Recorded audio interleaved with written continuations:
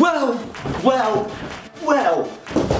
Mira who we've got here. Get it? Because Mira means look, as in look who we've got there.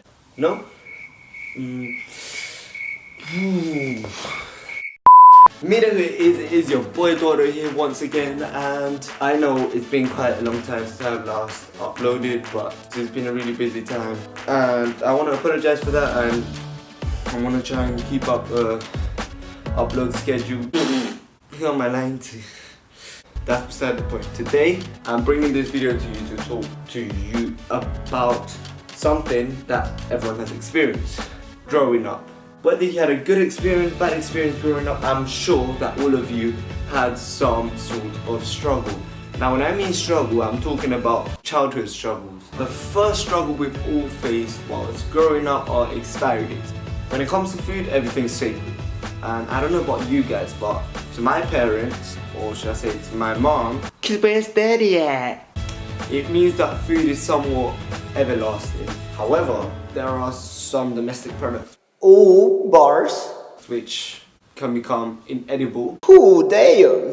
My mum is one of the few people who probably think that the refrigerator can elongate the lifetime of food. Now I know that things such as bread and stuff like that can be kept in the fridge for a bit longer, but I don't want to be having some ratchet ass moldy arepas, which has probably been expired from way before I was even in process of coming to this earth. That's all. If it wasn't enough, they trick you. What do you mean by trick you, may ask? Well, let me show you. You expect there to be ice cream in there, but when we open it, what the fuck is this? This is lying. This is basically lying, and you know lying is haram, you know? Lying is haram, so my parents are lying to me. They're selling tricks. And every time I see this, I fall for it. And I know, especially you with your jollof, I know you put it in the butter box, in the butter container. And I know you. Never mind, moving on to the second struggle. This struggle is a bit more serious, it's a bit more deep and close to my heart. Why? Because I felt intimidated by it. Whenever I saw it, I wanted to run. But my body knows it can't run because it will be worse. For those out there who've guessed it already, I am talking about La Chancla, aka the slipper. If you haven't been hit by La Chancla, it's probably because you either have been hit by another wearable object such as El Cinto,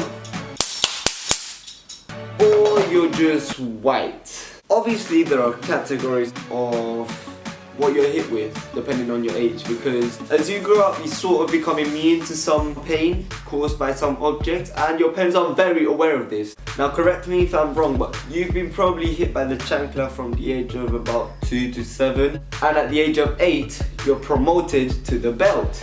Now I say promoted because being hit by the belt is a privilege. It's a sign that you're becoming a man, you're maturing. Yeah. Now you're usually hit by the belt until like the age of 13 or 14, where your parents kind of guess that you're already heading in the right path. So they promote you to sort of the last stage, which is kind of universal to any age above 14. It was unknown to me until the other day. Now you probably find out about this last object once you realise that you don't feel any more pain from the belt. And your parents will know as well. The last object is usually used in occasions where you fucked up real bad, and I'm talking about the broomstick. But obviously I'm a good boy, and at 16 I don't get hit anymore. Much. Oh, and I almost forgot to mention the classic backhand and forehand. I guess this is applicable to all ages at any stage of your life. My vocabulary is exquisite today. The third struggle is quite a common one. The fear of ripping your clothes, but mine are intentional. Don't hit me, mum. Moving on. For some reason, sometimes as a child, people used to say I was hyperactive. I don't know why, but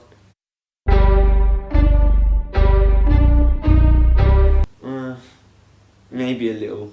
But as a child, you do stupid shit anyways. You jump around, play football. You're always moving about. You're always doing dumb stuff. That just increases the likelihood of ripping or getting your clothes dirty. But obviously, as a child, you're not aware of this. You're just playing, doing your thing. And it is when it happens, when you hear that tear, that you're like, I fucked up. And you spend like 90% of the time on your way home like warming up parts of your body that could potentially be hit, just so that it doesn't hurt as much, because you know when it's cold, you hear that connection, it's sort of more, stays more, you know. Not that I know from personal experience, but never mind. And after you get the beating, your parents are more likely gonna tell you you're still gonna wear that, because people in poorer countries do not have the clothes that you have. They'll die, they'll wish to be you and have those clothes. So you're going to school in some ripped trousers and being called a tramp. Don't blame me for being bullied after. Fourth struggle. Shit. Children nowadays seem to wake up on a Saturday morning, lie on their couch, watch TV for the whole day. Me, as a child, I'd probably wake up to either my mum screaming my name or music being played. When you wake up to music, you know you're gonna be organizing for the whole day. So, and I know you've all tried this, because I've done this before. So you lie on your bed, right? You turn against the door so that your mum can't see your face. And you sort of like, although you're awake, you sort of just lie there for a few minutes or hours trying to get off as much housework as possible.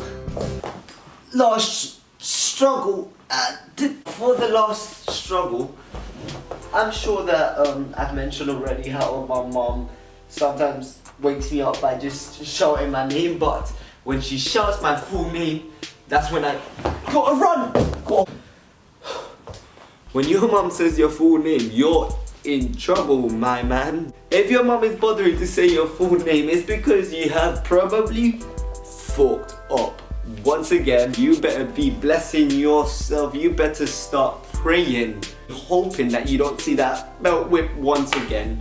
Because if I'm honest, I've seen this belt whip more times than I've probably seen my dad in my whole life. I know that you prevent this at all costs. You probably blame your brother for something you've maybe done at home, or just make up some random shit, because I've done that as well. But I'm really giving myself a bad picture here.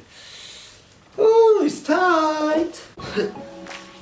But seriously, guys, I'm actually glad that I've lived through these childhood struggles, because they've made me the person I am today. They made me someone who's driven to be successful, someone who's focused. I'm sure that most of you are similar to me and have lived through some of these experiences, or maybe worse experiences, and they made you who you are today. So I do not regret it, although it can be scary sometimes, very traumatizing.